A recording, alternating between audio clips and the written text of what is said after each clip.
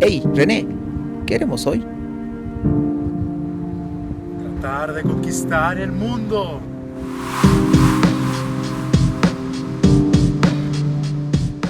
La visión del ser humano y esa necesidad de siempre tener más y más ha hecho que a lo largo de la historia trate de poseer mayor riqueza, mayor control, mayor dominio sobre los recursos para tener una hegemonía de poder en los territorios aledaños, poder controlar los medios de transporte, los medios de comunicación. El ser humano, en su impertinencia, por así decirlo, ha terminado llevando esa ambición y esa codicia a conflictos bélicos. La historia de la civilización humana se ha visto plagada por conflictos bélicos, conflictos que han ido determinando y han ido mostrando el poderío de estados y civilizaciones y han sido utilizadas para expandir su territorio, para tener un mayor poder sobre los recursos y sobre otras culturas. El general chino Sun Tzu escribe un tratado sobre todas esas estrategias, sobre todo los mecanismos que uno puede tener en la guerra. En este tratado se conoce actualmente como el arte de la guerra de Sun Tzu. Sun Tzu nos dice que es primordial conocer al enemigo, conocer qué es lo que piensa, cuáles son sus motivos, sus intereses, sus estrategias, y ver de esa manera cómo utilizarlo para adelantarnos a sus acciones. Y sobre todo, ver si podemos ganar la guerra sin siquiera ir a batalla. Lo segundo que necesitamos conocer muy bien es conocernos a nosotros mismos. Si conocemos nuestros recursos, nuestras fortalezas, conocemos cuánto podemos dar y en qué tiempo, podemos planificar las acciones, podemos planificar acciones evasivas, acciones de emergencia, y de esa manera reaccionar racionalmente y no emocionalmente frente a situaciones nuevas, precisamente porque nos conocemos. Dentro de lo que es conocernos está otra de las pautas que da Sun Tzu, que es el estar sincronizados.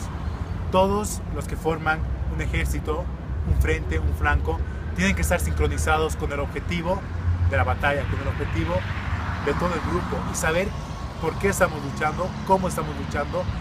Y muy de la mano de eso es el siguiente punto, que es que las órdenes que estamos dando sean claras, concisas, para evitar ambigüedades. Si nos conocemos, estamos sincronizados con el objetivo, damos órdenes claras y además damos por sentado qué es lo que va a hacer el enemigo, o presuponemos con gran certidumbre, podemos adelantarnos y podemos ganar batallas y podemos plantear estrategias sólidas. Y algo más que dice Sun Tzu que es importante es aprender a ponernos en el lugar del enemigo. Si nos ponemos en el lugar del enemigo y tratamos de pensar cómo el enemigo reaccionaría a nuestra estrategia, podemos salvar muchas falencias. Estos 5 puntos Sun Tzu los utilizó y fue como pasó a la historia en el Tratado del Arte de la Guerra. Hay un link al PDF en la descripción que pueden descargarlo si lo quieren. Muchos imperios han tratado de conquistar el mundo, muchos imperios han tenido estrategias grandes estrategas, grandes conquistadores que han pasado a la historia. ¿Algún imperio habrá logrado acaparar a todo el mundo? ¿Cuál es el imperio que ha abarcado y tuvo más poder del mundo? A continuación vamos a nombrar a los 7 imperios más grandes de la historia de la humanidad. Entendemos por imperio una ciudad-estado, una civilización que tiene la filosofía expansionista y dar el poder total a un emperador para dominar a través de conquistas o a través de tratados y anexar más territorios. Podemos nombrar entre ellos el imperio incaico, el imperio romano, que iban creciendo mientras anexaban pequeñas ciudades, pequeños estados, pequeñas culturas a su vasto territorio. Puede entender por imperio también una nación o estado que ejerza su poder sin necesidad de dominar físicamente a otros países, como el caso de Estados Unidos y de la Unión Soviética, que definían gobiernos, políticas de estados en otros países a través de un poderío económico y de influencias. Con estos conceptos en mente, vamos a pasar a nombrar a los 7 estados que a nuestro parecer han sido los más grandes de la historia de la humanidad. El estado Omeya, uno de los estados musulmanes más grandes que tuvo su capital originalmente en Damasco y que se extendió y luego tuvo la capital en Al-Andalus, en la península ibérica, actualmente España, alcanzando a tener una extensión de aproximadamente 15 millones de kilómetros cuadrados. En el 1200, el imperio mongol se dividió en 4 y uno de ellos fue el imperio Yuan. El imperio Yuan tuvo una extensión de 14 millones de kilómetros cuadrados, movió la capital del imperio a Beijing, actual capital de China, y ocupó todo el territorio de China, parte de las Coreas, Mongolia, y posteriormente fue disuelto cuando los chinos lograron expulsar a los mongoles. Lo que nos lleva al siguiente imperio, el imperio Qing. El imperio Qing, que expulsó a los mongoles, unificó toda China y tuvo una duración larguísima, llegó hasta el 1920, cuando se convirtió en la República de China, la república que actualmente conocemos. Tuvo una extensión superior al imperio Yuan. Es el imperio ruso, uno de los imperios más temidos y más influyentes en su época. Tuvo un territorio de aproximadamente 23 millones de kilómetros cuadrados. Tuvo un dominio sobre Mongolia, sobre la actual Rusia, sobre parte de Europa. Fue la última monarquía absoluta en Europa y fue disuelta en el siglo XX por la revolución que luego dio pie al origen de la Unión Soviética. El imperio mongol, uno de los más grandes imperios y temidos y más sanguinarios, liderados por Genghis Khan, que logró llegar hasta Hungría, abarcó las Coreas, China, Mongolia, parte del Medio Oriente. Tuvo una extensión aproximadamente de 24.5 kilómetros cuadrados y con esas dimensiones se dieron cuenta que era muy complicado dominarlo.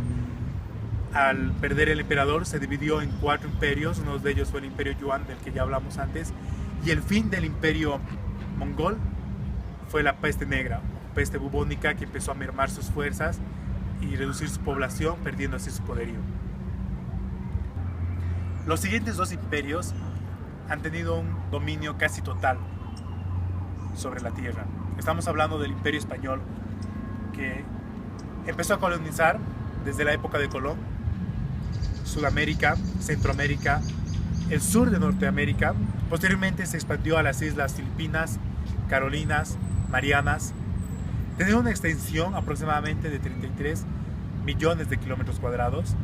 Era tan extenso y tan vasto que cuando Carlos V estaba en el reinado, se solía decir que en el Imperio Español nunca se pone el sol, porque estaba controlando tanto el comercio, tanta riqueza, tanto poder político, además que iba de la mano de un poder religioso.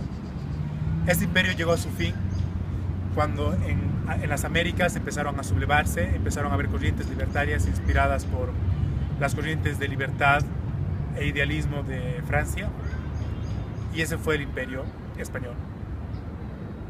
Finalmente, el imperio más grande que vio la humanidad, que tuvo 1/4 de la población de la humanidad en su poder y tuvo 1/5 de todas las tierras emergentes, de todo el territorio de la humanidad, de la tierra, fue el Imperio Británico.